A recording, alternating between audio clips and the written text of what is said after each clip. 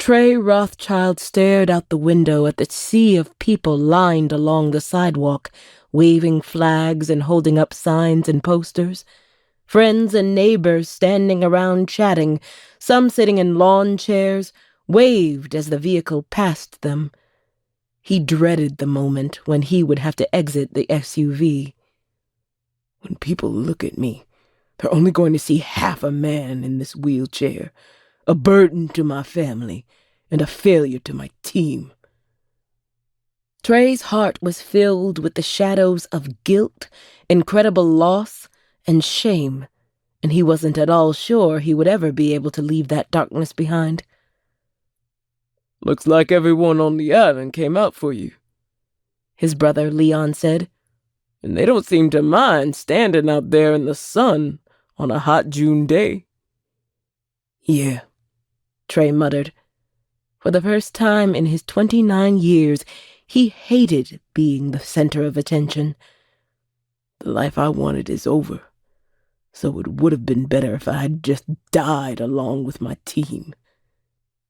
Almost as if Leon knew what he was thinking, he said, "I'm so glad to have you back home safe. I was afraid I'd lose you too." "I made it," Trey said. But he wasn't grateful or thrilled about being a so-called miracle, as the doctors had exclaimed. They hadn't expected him to survive his injuries, but he'd surprised them all, including himself. He didn't feel worthy of being alive when his team members hadn't survived.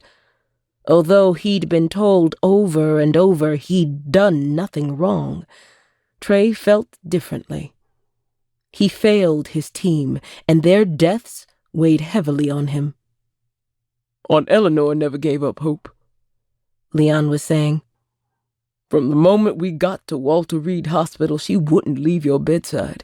She just sat there, praying for you." Trey continued to stare out the window, blocking out the sound of his brother's voice. Leon parked the SUV, then looked over at Trey, smiling. "We're here. Welcome home, little bro." A wave of apprehension swept through Trey as he scanned the crowd outside a second time. The faces and the wording on the signs suddenly began to blur. He felt dizzy as beads of perspiration broke out above his lips. I need a minute," Trey stammered. Leon looked instantly concerned. "Are you okay? You in pain?" "No."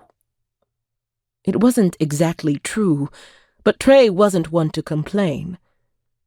"I just feel overwhelmed and need a moment. I didn't expect to see everybody on the island." "You're still Mr. Popular around here," Leon said. "Not after they see me in this wheelchair. I can no longer take care of myself or anybody else. I'm no hero."